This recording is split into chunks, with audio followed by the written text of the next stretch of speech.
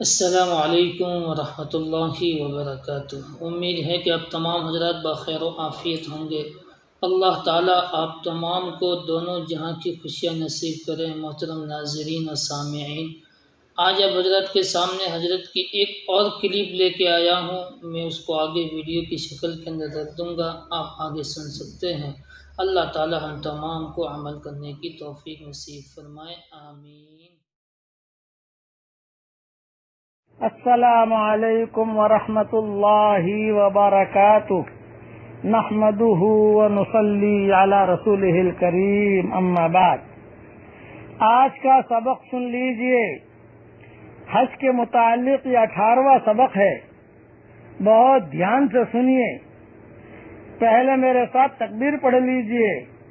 اللہ اکبر، اللہ اکبر، لا الہ الا اللہ، واللہ اکبر، اللہ اکبر، وللہ الحمد، اللہ اکبر، اللہ اکبر، لا الہ الا اللہ، واللہ اکبر، اللہ اکبر، وللہ الحمد، اللہ اکبر کبیرا، والحمد للہ کثیرا، وسبحان اللہ بکرۃ واصیلا۔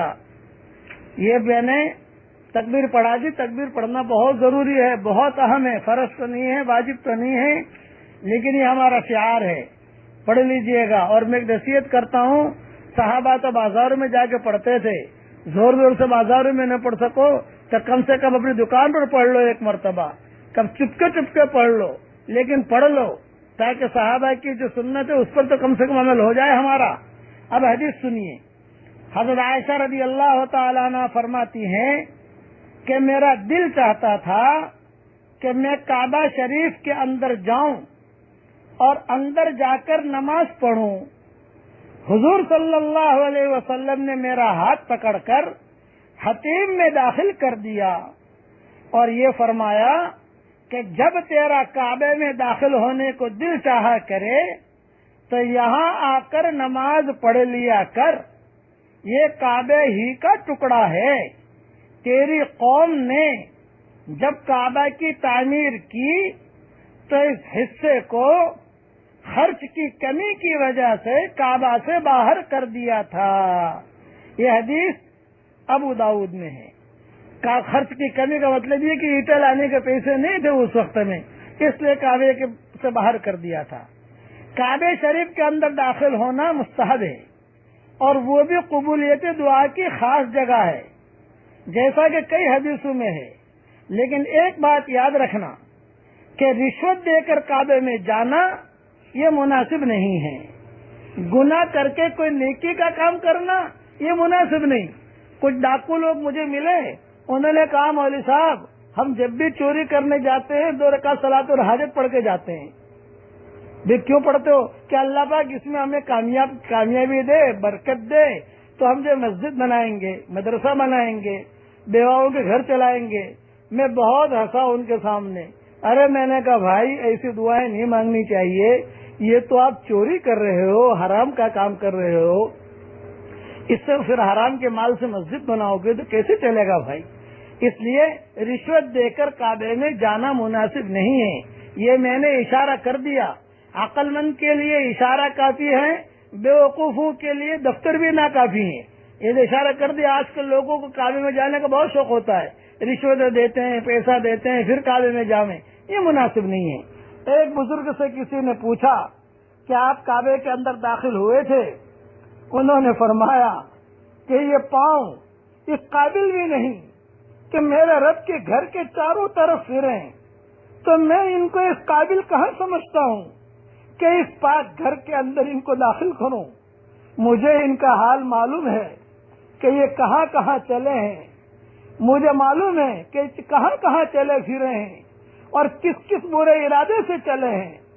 کسی کہنے والے نے کہا ہے کعبہ کس منہ سے جاؤ گے غالب، کعبہ کس منہ سے جاؤ گے غالب، شرم تم کو مگر نہیں آتی، بزمیں چو سجدہ کردم ز زمین دا برآمد کہ مرا خراب کر دی، تو بسجدہ ریائی بطواف کعبہ رفتم بحرم رحم ندادن کہ میرو درچے کر دی درون خانہ آئی. ترجمہ سن لیجئے. کہتے ہیں بزرگ میں نے جب زمین پر سجدہ کیا تو زمین سے یہ آواز آئی کہ تو نے اس ریا کے سجدے سے مجھے کیوں خراب کیا. اور جب میں کعبے کو گیا تو مجھے اندر داخل نہ ہونے دیا اور یہ آواز آئی کہ دروازے سے باہر تو کیا کیا گناہ کر کے آیا ہے جو تیرے اندر آنے کی تیرے اندر امنگ پیدا ہوتی ہے. اس کے لیے یاد رکھنا کہ کعبے کے اندر جانے کی تمنا تو ہر مسلمان کو ہوتی ہے، لیکن حتیم میں داخل ہوا وہ بھی کعبے کے اندر کی جگہ ہے. آج ایک دعا سکھاتا ہوں، جب بھی طواف کرو یہ دعا ضرور مانگا کرو.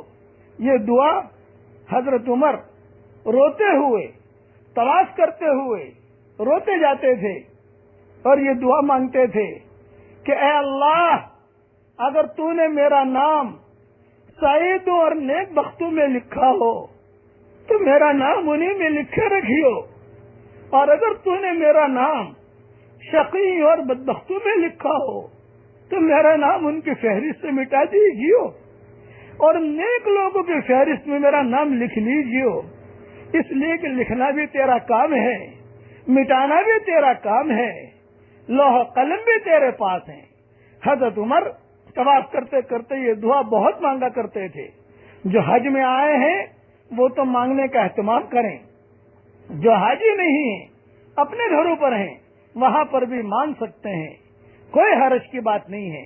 اللہ تعالی ہم سب کے حج کو قبول فرمائے. جو پیچھے رہ گئے ان کی دعاؤں میں اللہ ہمارا حصہ دے، اور جو یہاں آئے ہیں ان کی دعاؤں میں پیچھے رہنے والوں کا اللہ حصہ عطا فرمائے، اور اپنے فضل و کرم سے ہماری دعاؤں کو اللہ قبول کرے. اللہ پھر سے ایک مرتبہ تکبیر پڑھ لو. اللہ اکبر، اللہ اکبر، لا الہ الا اللہ، واللہ اکبر، اللہ اکبر، وللہ الحمد. والسلام علیکم ورحمۃ اللہ وبرکاتہ، وآخر دعوانا ان الحمد للہ رب العالمین.